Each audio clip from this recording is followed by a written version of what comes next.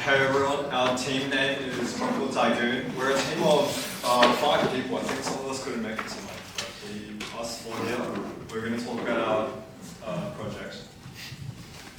The competition's split into 5 parts, so I'll do a quick introduction, introduce the team a little bit, and then each of the 5 parts I think we'll have some more technical talks from the other guys. Sure, so firstly, just the game, groundwork and the rules. So it took place this year in April, earlier in the year, from April 7 to 22. So the name of the game is money. You earn money. The more money you get, the better you are, the better place to get it. So the competition was broken into 5 different rounds. Every single round was broken into 2 smaller parts. One part was the algorithm, where you would submit a .py file to their online thing, and then they would return to tell you how much money you made at the end of the round. The other part would be a small manual challenge. This would be something like a bit of game theory, maybe a bit of financial math, and maybe just a bit of randomness thrown into our downfall. So what we have access to every single round is a historical order book. So an example of this is over here. So you have a price of something like rainforest resin, where you have something out of the entire market, there are 2 instances where people are willing to buy 2 rainforest resins for $10,000. There's also going to be people who are selling rainforest resin for $10.02, $10.100, and then if you have orders like this where I want to buy it $10,000 and I also want to sell $10,000, those are going to match, those are going to fulfill the market. Are these the other teams that are in that order book? Or is it just simulation? It's just an example order book. Yeah, it's just an example. But, the other teams are not in the order book. You're trading against pre-coded bots. Yeah, okay. That's the order book. So every round to a .py file, it's gonna take in this order book, and you need to output what buy orders you want, what sell orders you want, and you want to balance your risk and reward. So if you go too risky or you overestimate, you're going to lose out money, and obviously you want to maximize your seashells. Okay. Yeah. Here's our team. A bit about me. I've got background in a bit of statistics, and I do computer science, so that's where I found my place in the team. I guess everyone else can do a bit of introduction. Fair enough. Zach. Why is it the mic of the thing? Both. Okay. It's recorded, that's why. Gotcha. Hi, I'm Zach. I've been given a name on the board. Bit of finance, background in statistics as well, so I was sort of more of, research and trading, I guess, is the role I filled. Yeah. Hi, I'm Zane. So I had a background mostly machine learning and dev work. So the role I mostly took is research and dev, but then towards the later rounds I stuck more to dev and then handed research to my friend Pradeep. Yeah, my name is Pradeep. I'm a software engineer, but I do have somewhat options pricing knowledge. So that's why I'm the options driver, I guess. That's pretty much all I did here.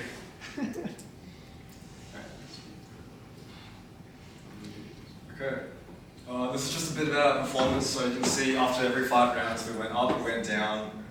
Mentality changed a couple of times. We'll talk about that later. Overall, our algorithm performed quite well. So if you look at the global placements, our algorithm did pretty well. The manual challenge, as I said before, it's game theory, so you're competing against other humans. There's a bit of financial maths that we did pretty well on, but there's also just a bit of randomness thrown in. So if you get on the wrong side of the bell curve, you're going to lose out on a lot of placements on the manual ranks. I guess, Michelle's not here, but she did a lot of software engineering. She also cleaned up a lot of that code during the times. Okay, who wants to start with? I think Zach started on rainforest resin because he found that Oh, yeah. the market tech. Oh, yeah. So I guess initially we sort of very, very mean reverting.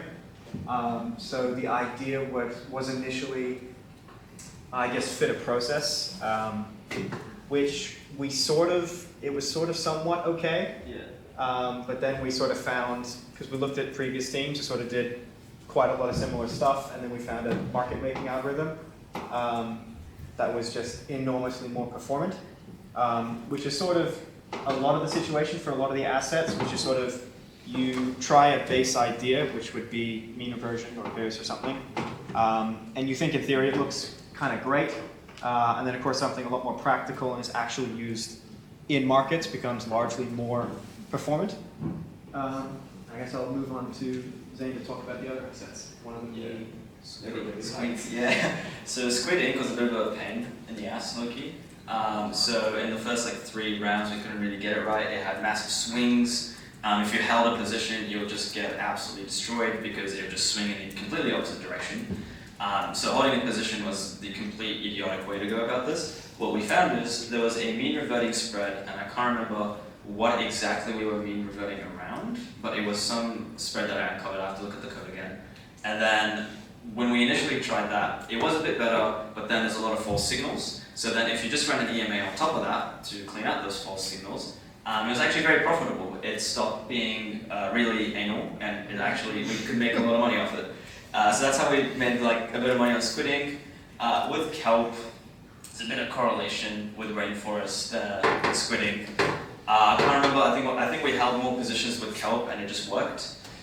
So yeah, we made a lot of money in round 1, and then if we just do the next slide, I think manual round or Pradeep and Zach or mixture of the tools. yeah, actually, but come. I really disassisted.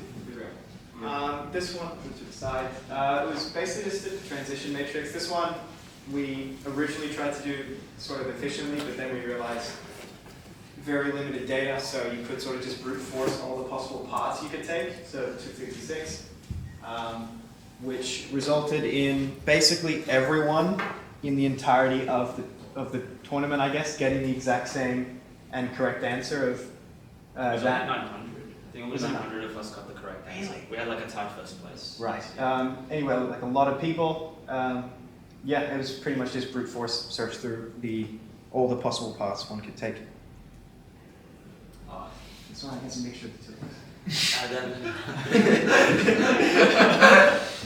As you can tell, when you don't have much sleep, you tend to just explain your strategies on Microsoft Paint.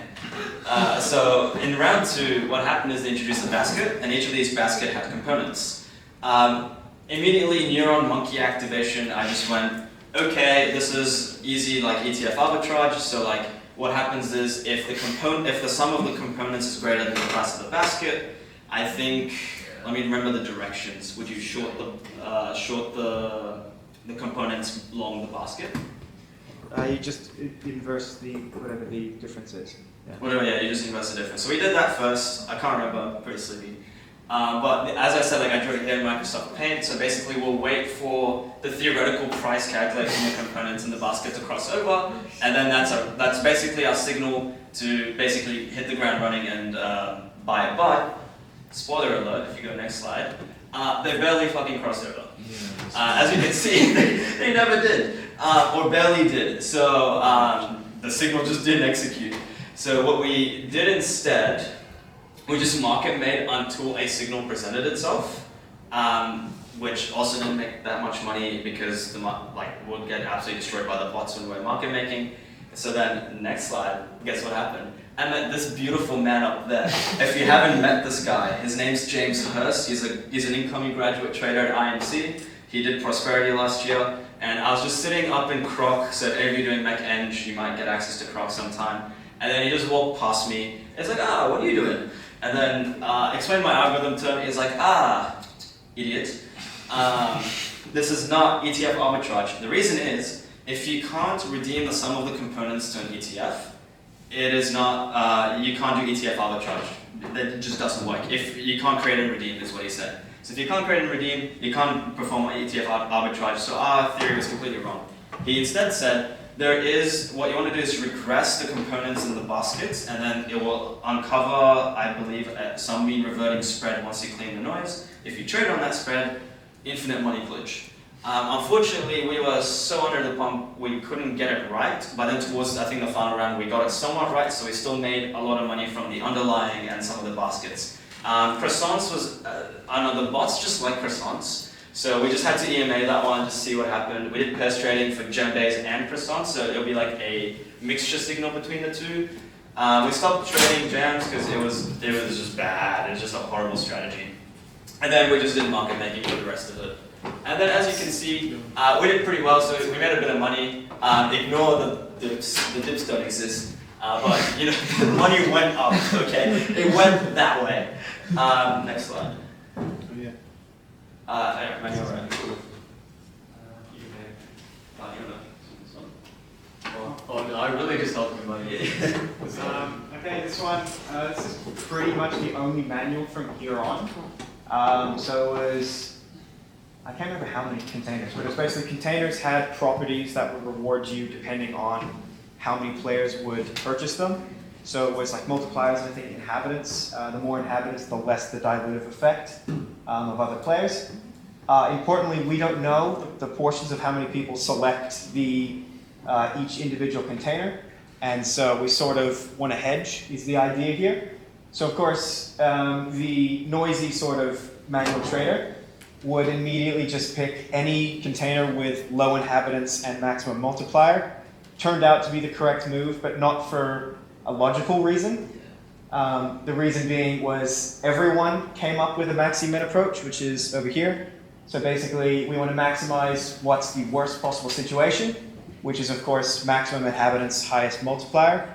It did get crowded out, but the reasoning, I think, was everyone had a heuristic framework that you'd put on top of your sort of game theory approach, which would then be, since everyone in the group chat, and it's a bit of a psyop, the group chat in Discord, so everyone would be posting all their different logics for which one would be the best. Some people were trying like surveys and things, of course, to try and estimate PK. I think someone told me they also sent a bunch of emails to get like a bit of sample data to try and estimate PK. But ultimately, a lot of people traded on what they call a break-even PK. So basically, how many people they could afford to sort of purchase or I guess choose certain containers or two certain containers before it started crowding out and of course taking away their score, which people did also try to get sample data for. But turned out, yeah, the people who picked the lowest break-even spreads made the most money because, of course, everyone was picking safe options using basically the same approach of just a game theory, maximize your worst situation, which you can solve pretty easily by just setting it up like that. Yeah. Round 3, I guess. Back to you again. Options trading. I love options. Right, so round 3 was the introduction of, as you can see, options. So an underlying was introduced, that's volcanic rock, and you could trade 5 options at 5 different strike prices. A funny thing is IMC made time to expiry almost irrelevant because they expired after the competition was over. So great job. But what we found is in the later rounds, the strike, like the value of certain options decayed to 0 as they approach time to expiry, even though you can't exercise them before time to expiry, so it's really weird. But yes, it was basically just, can you options price? Next slide. This was, I think, our performance after round 2, so we've dropped a bit. Our algo wasn't performing like too well. We were like pretty disheartened. I kind of like went into a fit of rage and cancelled basically all the quant interviews I had for that week. So I had a coding interview with HRT, and I cancelled, I think, my 3rd round trade on Biftport. I was like, yeah, no, I don't want to do this. So I was like, all right, full on lock in on this, and someone decided to push themselves a little too hard, and yeah, that was me. So what happened is, what happened is it was after I think the release of round 2. And I think I wasn't sleeping well, I wasn't eating well, I was like stressing myself a little too much. And then all of a sudden, my chest felt really tight and I couldn't breathe. Instead of calling an ambulance, I called an Uber. Because I was like, I don't want to waste the ambulance time, I'm just going to call an Uber. Even though I thought I was like maybe having a heart attack. So I called an Uber like at 1 a.m. And then I got admitted to the ED. I was like, oh, surely this isn't anything major, right? And then I brought my laptop with me because I'm like, I still want to do work. I don't want to like make the team like suffer or anything. And then I thought, they're going to discharge me straight away. It's nothing serious. They're like, nah, mate, we got to keep you overnight. I think there's something suspicious with you. I'm like, great, okay. So what happened is I called my parents and then I passed the phone to like the doctor, and the doctor says, oh, you know, your son has an irregular heart rhythm. And then they call me, because they knew I was doing the competition, and they're like, you should probably stop doing this competition. I said no, I just kept doing it. So I kept going, and then while I was at hospital, actually, I was trying to read the options resources he sent me because I knew nothing about options trading or anything. So he sent me a couple options textbook, and as they're trying to treat me, I'm just there like options pricing must delta hedge. I was just like trying to read it as they're trying to treat me. I ended up getting discharged the following day, but they said, the doctor's like, bro, you gotta see a cardiologist after this. Like, you can't like keep doing what you're doing. Good news is I did see a cardiologist. It wasn't too bad. It was like, I had like an irregular rhythm for a week and then it went away. But yeah, they told me, don't do this shit again. And I said, nah, I'm gonna do it again. So that's what happened. And if you watch One Piece, that's a bit of a One Piece reference there. But yeah, next slide.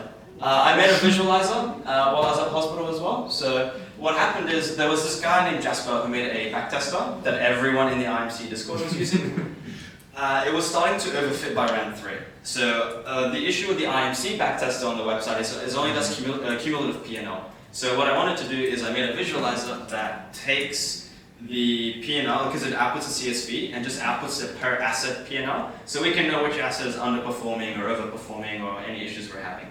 And the other thing I did as well is rather than every round we're rerunning statistical tests, I just automated that. So I put all that in the visualizer, so any co-integration tests, order book analysis, and then it became more relevant in round 5 as well. Right, so I think we'll share this one around. So we defaulted to what everyone uses, so like Black-Scholes formula. It's like the bread and butter of options pricing. Pradeep here re-derived it by hand because we were not making money for a bit. So this guy whipped out LaTeX and was like, let me just re-derive what we're doing. Do you want to actually explain a little bit of like what you did? So there's a pretty standard options pricing like model. You pretty much have like a stochastic process that represents your asset price. You have interest rate, which is your bank, and then you kind of can transform to like what should be fair price of your thing under a theorem called Kirsанов's theorem. But you could do it for a general kind of stochastic process. In this case, we stuck to Black-Scholes because they said use Black-Scholes, which was, I don't know, it just didn't work. And then even though we arrived it and it should have been correct, it still kind of sucked. So what I learned from that, I guess, for you guys is like, in one of these comps, keep it simple. Don't do like highly theoretical things. I don't think you need to. That's what I learned. But what do you guys say? In terms of keeping it simple, I did a very, very like skibbity up. So what we did is we calculate the mean implied volatility of each of the different strike prices. That was, believe it or not, so we calculated that and then we grid searched it, so it basically defeated the purpose of calculating it. And then what we'll do is we fit a smile to the implied volatility, and then this loop over here, basically, if the current volatility deviated from the mean implied volatility, that's our buy or sell signal. So it was literally like, all right, here's a historical mean of the implied volatility. If it goes up, it's shorted. If it goes down, buy it. And it made a lot of money. This is not meant to work, but it did. So that's one thing to know with these comps is sometimes the most statistically correct algorithm might not work. You might have to do something real stupid and it just starts working all of a sudden. So if we go next slide. Yeah, these are round 3 results. So we actually climbed up quite a bit. We went back to 4th in Australia, basically 60th worldwide. Manuel still has a bit of work to do. We're back in the trenches, boy. But yeah. We basically were very happy. Our morale went straight back up. We weren't so like doom and gloom, so we're doing pretty well. Now time I think for round 3, Manuel. Round 3. If I go back, round 3 is functionally the same. This round 3. I think it was instead of this. Should go this one. Instead of this function, I think there was an extra fee. It was basically instead of 2. You could pick 3 suitcases. The fee incrementally increased, but it was largely the same process. So it's just, and this time it actually worked. You used a maxi-min approach to get basically the sample space of what you want to sort of pick between, and then heuristics. So we sort of searched I don't know if that was super useful, but we looked at the forum page on the Discord they posted, which basically put everyone's sort of surveys and stuff and things like that. So we could try and get somewhere close to a moderately okay PK value, so what we actually think is going to be the distribution of the DGP. And I think we correctly predicted that we picked the least likely choices, so so there was like extremes of like 19, 100, 19, 10, or like 1 and 10 or something. We picked exactly the middle, which would be the least picked. And the same theme of crowding out sort of existed.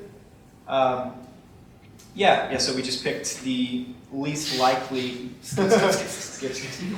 We picked the least likely, and I think we go to the. We'll see the book, but yeah, round 4. I think we'll show them. Round 4 we kind of skipped over. We couldn't get it right. Basically, what happened is this was what I call exchange arbitrage. So a new exchange was introduced, and they're selling these things called magnificent macrons.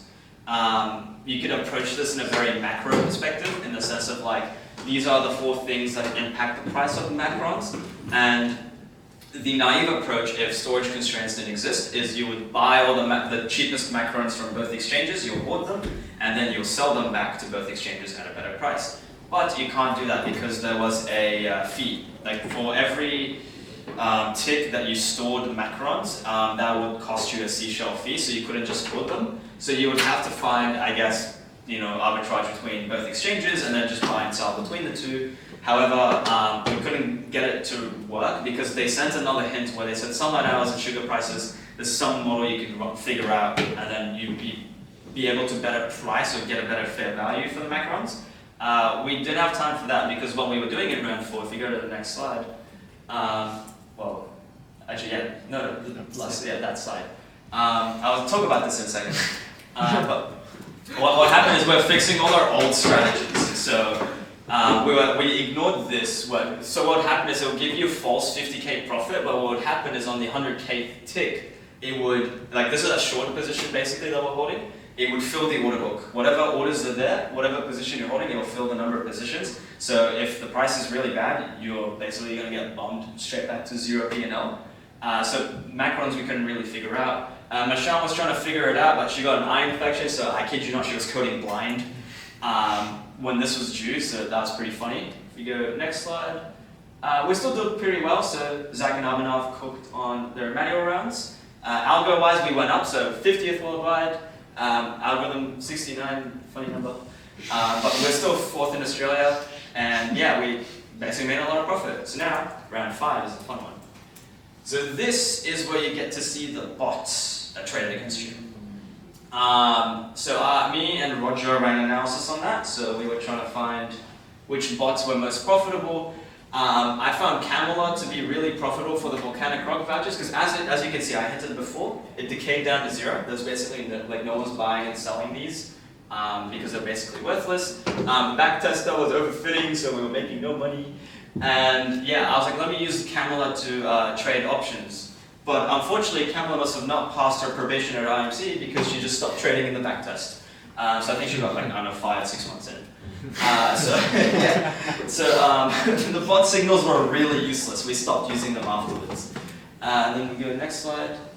And then I found a disgusting revelation. So because basically we couldn't trade volcanic rock because we couldn't hedge it right, and our some of the vouchers went really worthless and we're making negative money basically, I basically turned on goober mode. I was like, alright, let's try something really stupid. I'm just gonna run an EMA on volcanic rock. And I kid you not, we went from just making 100k total across all assets in the backtest to 1 mil.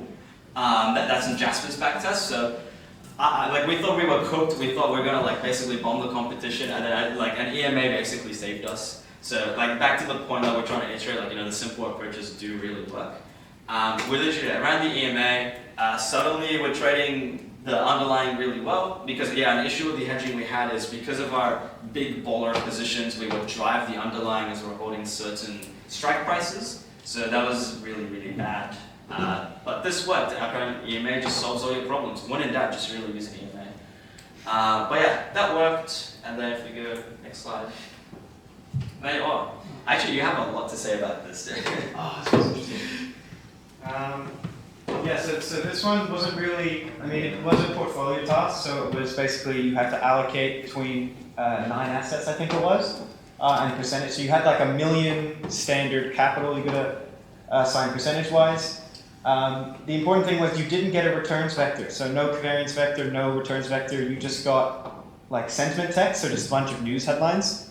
So the natural sort of first application was just use NLP, so just find some Python code or Python package online and then run the text through it, which fed us an interesting expected returns vector. So obviously, portfolio optimizer wasn't really the issue for this one. And this is where the element of randomness comes in. So you don't really know when to trust the tools and when not to trust them. So we sort of went on gut instinct. And the important thing was they were very, I guess it's like spurious sort of writing was the text. So it was really quite inaccurate in how it generated its expected return vectors, which when we fed it into the portfolio optimizer, we went the exact opposite position of what we should have. Which would have jumped us up quite a few places. But yeah, the important thing here, I guess, is Minkowski, his expected returns vector is really, it's very important in terms of determining your weights vector. So yeah, make sure to read the fine print of what you're using, I guess. I'll give it back to you. Right, so these were our final results. So after a lot of blood, sweat, and tears and hospital visits, we came first in Queensland, 9th in Australia, and 89th overall. So we're pretty happy with it. Algorithmically, we did really well. Unfortunately, as Zach was saying, we got really bummed in the manual round. So one asset we made a lot of money, and then the one that we went the opposite direction in completely negated all the profits we made in manual. So we made a nice $1. So I mean, I can use that at Hungry Jacks, like it's not really that big of a deal. But yeah, we did pretty well. You know, it was a lot of fun. So then, go next. These are our takeaways. Like if you want to take away something from this presentation, this is what I'll tell you. Call an ambulance instead of an Uber next time. So don't do what I did. At least don't get into the position I did. Something I picked up from Zach, which is a really great hobby of his, is read books and research papers. Like reading books is really, really good. Reading research papers has an infinitesimal amount of information. We kind of tried to avoid websites like Investopedia and that sort of stuff. We just went straight to like research papers, see how other people have done it. A thing that allowed me to contribute as much as possible to this competition is I finished all my assessments a month in advance before the competition, so I walked into it, you know, I could skip all my lectures and shoots and not worry about due dates or quizzes. This one is, yeah, do not neglect your health during the competition, as I've like evidently said quite a little bit. This one is more for like newer members. Don't blindly GPT your strategies. Read the book first, read the research paper first, understand it, and then once you kind of have a heuristic for the algorithm, you can then use AI to help you.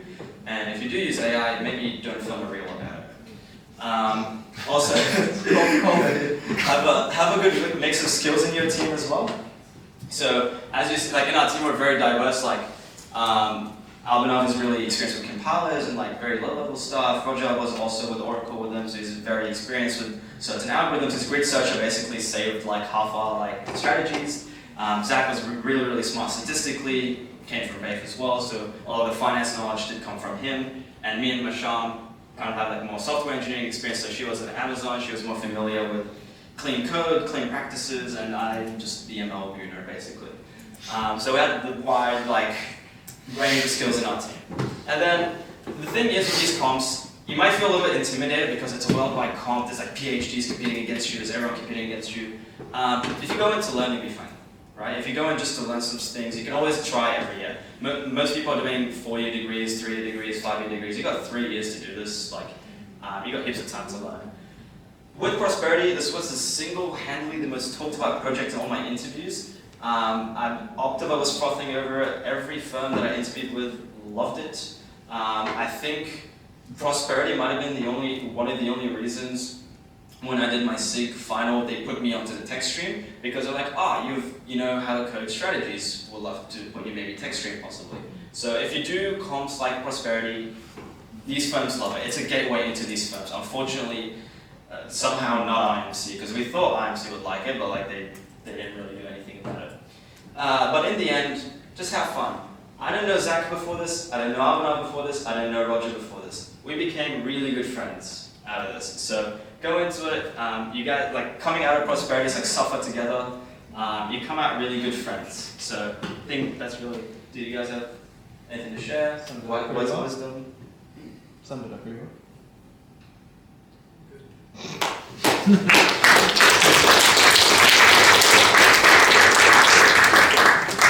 We kind of yapped, but we have. I have a question. Yeah. Just for those who haven't competed, like, let's just say on average per team member, how many hours do you think you put in, like, per day or for that whole week? Because I know it doesn't look like much, but the hours that go into that is, like, pretty ridiculous. I think we all put on a lot of hours. I think, well, for me, because I have a lot of free time, for at least 40 a week. Yeah. Yeah. How many hours like you should I mean, for me, primarily, I kind of like hopped in at the later end of this thing, I've done some stuff first week of it.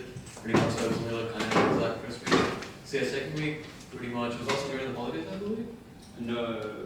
Yeah, midsem, Yeah. like whatever we had there. I was like, oh yeah, so pretty much spent like a day or two exact, whenever we had to submit close to it. So yeah, pretty much full time, latter end of it, I guess.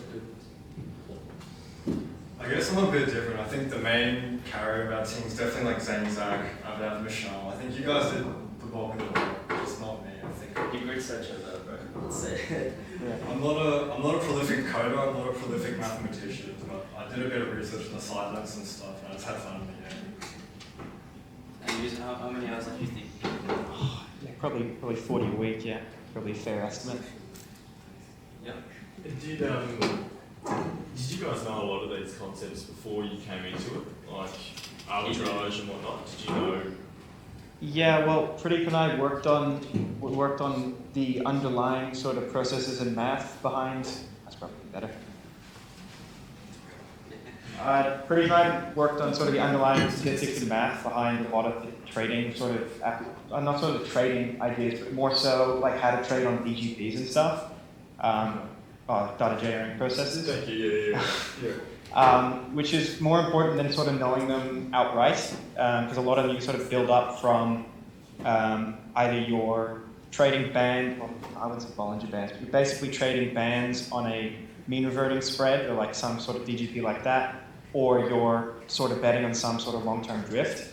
But yeah, ultimately it's just a bunch of statistics wrapped in a bunch of fancy names. But yeah, Pradeep and I did do a bit of the work like beforehand for the finance, and of course the software engineering work. They definitely have done really quite a lot of similar portfolio sort of stuff ahead of time.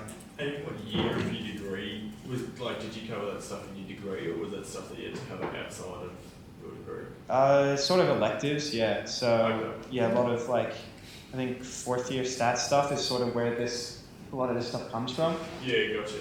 But the underlying like value stuff is a lot of finance basically. So sort of like try to find a way to estimate value, and then the tools are just the stats.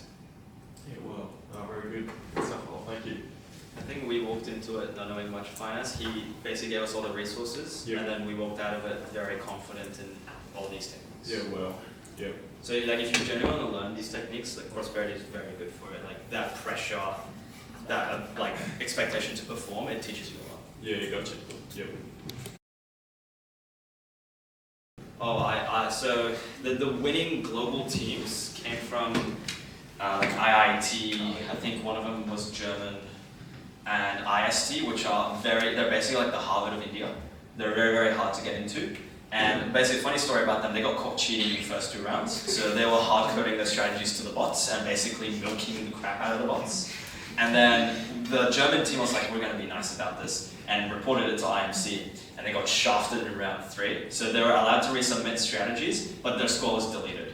And they came from that university because like IIT, IST are very, they're like MITs. This is they're very technology like dense, if you know what I mean. Like the people that come out of there are super cracked. You know, like some of the smartest people.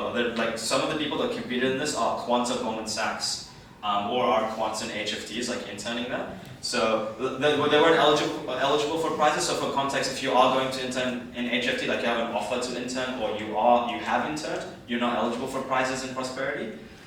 So those guys didn't win prizes. They just come in to kind of take the piss and like bully everyone. Yeah. So yeah, IIT is a very, very smart university. Like they're like the MIT basically. Where did you look for your research papers as well? A lot of them are from like sort of lecture slides, so like course catalog sort of gives you a lot of them.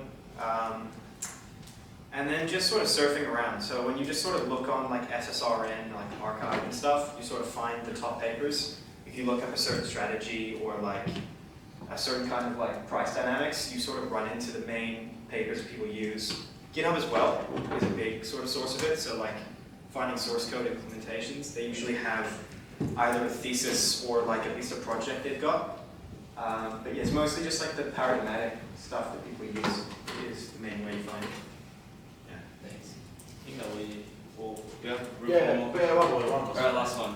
Yeah, did you say you had some good textbooks that you used to learn all this stuff? Books or yeah. something? Well, Just research pages. There's a couple. Like he found a heap of PDFs. I think there's what's the statistical arbitrage book he sent? Yeah, there's a couple, I can't remember the name, but this one's like statistical arbitrage is the big one to sort of get into how price discrepancies work. Another one's pairs trading. I think it's by the same guy. It's like a yellow cover. There's an options one I found. There's one I found in a book fair. It's called Volatility, Hedging and Correlation, and I think the White Fox. That's what it's called. Yeah, that one. I got it for like $10 on like one of the book fairs. That one's really good. Really good. Teaches you a lot about options pricing. The one you sent me, there's that YouTuber that you sent me. That's There's a couple. It's like Hull's obviously your main one. It's like options, futures, and derivatives. What was that? Like John Hull, I think is his name. So it's options. It's the main book, options, futures, and derivatives. There's also like dynamic hedging. I think is the main one. It's pretty old. Yeah, and like option pricing, volatility is another pretty good one. And then just like your main statistics books. So like using PCA or using like any sort of the tools is just being any of your like stock standard statistics books. Yeah. Okay, thanks. Thank you. Awesome. Thanks for answering my question.